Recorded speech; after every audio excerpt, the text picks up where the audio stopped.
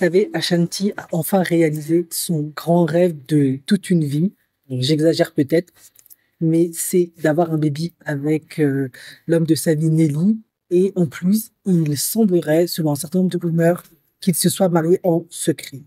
Et bien que ces derniers temps, Nelly fait face à de nombreuses accusations de vendeur de farine et tout un tas de trucs pas très catholiques, elle est maman et elle est plutôt heureuse car c'est la première fois qu'elle est maman et en plus avec l'homme qu'elle aime. Sauf que à côté de ça, il y a un homme qui souffre profondément et c'est Irv Gotti. Alors peut-être que vous ne connaissez pas Irv Gotti, mais Irv Gotti est un producteur de musique qui aujourd'hui a 54 ans. Ashanti, elle en a 39-40. Alors selon la rumeur, en tout cas, c'est ce qui se dit. Elle aurait été la maîtresse de Irv Gotti le temps qu'ils étaient dans le label Mother Inc. En effet, Irv Gotti est plusieurs fois sorti dans la presse en expliquant que il était toujours marié quand il a eu une liaison avec Ashanti.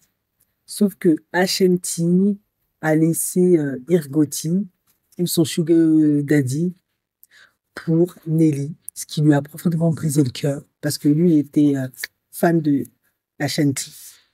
Ashanti a toujours démenti mordicus. Elle a toujours dit que c'était faux.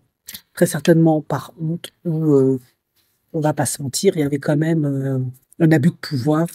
C'était une jeune artiste qui voulait percer, qui se cherchait, influençable, hein, qui avait plein de paillettes dans les yeux. Irv Gotti, beaucoup plus âgé, beaucoup plus vieux, beaucoup plus expérimenté, avide de chair fraîche et de midinette, a mis la main sur elle. Donc, on peut comprendre que même s'il s'est passé quelque chose, euh, Shinti peut-être ne le ressent pas comme une liaison parce que elle se dit avec du recul, ouais, mais j'avais pas vraiment le choix, j'étais démunie, j'avais pas de protection, j'avais besoin de manger, besoin de réussir ma carrière. C'était une de mes seules issues de perspective. J'ai pris ce que je pouvais prendre et fait ce que j'avais à faire. Comme tellement d'autres hommes et de femmes sur cette planète, il y a tellement de témoignages qui pullulent comme ça. Et peut-être qu'aujourd'hui, elle va peut-être pas l'attaquer en justice, etc., machin, mais elle va tout simplement dire, ben, non, pour moi, il y a rien eu. Après, il se peut aussi qu'ils n'ont même pas eu de liaison du tout, mais toujours le même problème, abus de pouvoir, d'autorité. Elle a signé un contrat dans ce label-là. Lui, il est plus âgé qu'elle, plus expérimenté, plus menaçant, plus insécurisant. Parce que quand même dans le milieu afro-américain, hein, c'est pas des enfants de cœur. Et elle était plus ou moins obligée de temps à autre de faire une promotion canapé si elle voulait survivre, s'en sortir, faire du mieux qu'elle peut. Suite après ça, quand Nelly a percé à du succès, il y a eu peut-être plus d'influence, je sais pas trop, elle aussi par ailleurs, elle a pu trouver le courage, la force de s'extirper de cette emprise de Irv Gotti pour aller vers de meilleurs pâturages et avoir cette relation que l'on connaît avec Nelly, une relation qui pour elle était sérieuse et sincère, puisque quelques années plus tard, elle s'est remise avec lui, elle a eu maintenant un enfant avec lui, et ils se sont même mariés en secret. Mais ce qui est quand même hallucinant, c'est que Yves Gotti, il l'a eu à travers la gorge parce que pendant des années, des années, des années, il n'arrêtait pas de parler de cette trahison d'Ashanti à son égard, alors que lui, il était quand même marié, donc c'était un homme infidèle, hein. Ashanti était beaucoup plus jeune et sous son autorité, donc il y a quand même un abus de pouvoir, etc.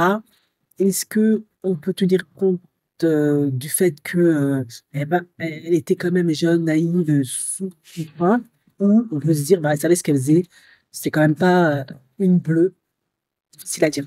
Quoi qu'il en soit, elle a toujours démenti. Et aujourd'hui, ben, on a appris en fait que Irv Gotti, qui souffre du diabète depuis de très très nombreuses années, en effet, il souffre de obésité morbide, a eu une attaque cardiovasculaire il y a 6 mois, il a failli y passer.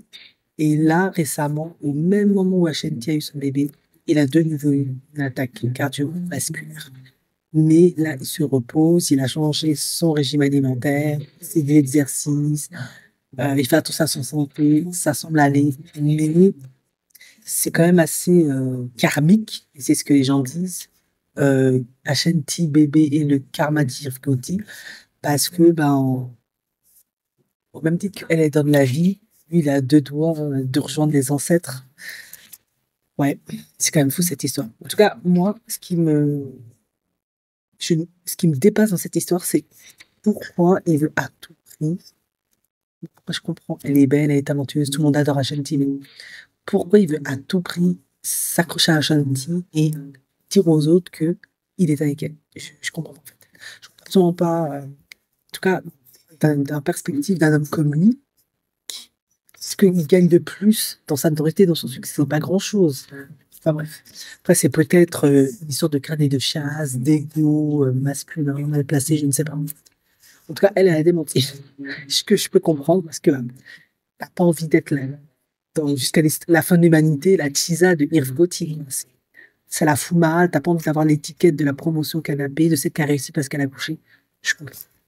En tout cas, on dit que le bébé d'Ashanti, le bonheur d'Ashanti aujourd'hui est le karma d'Irv Gotti.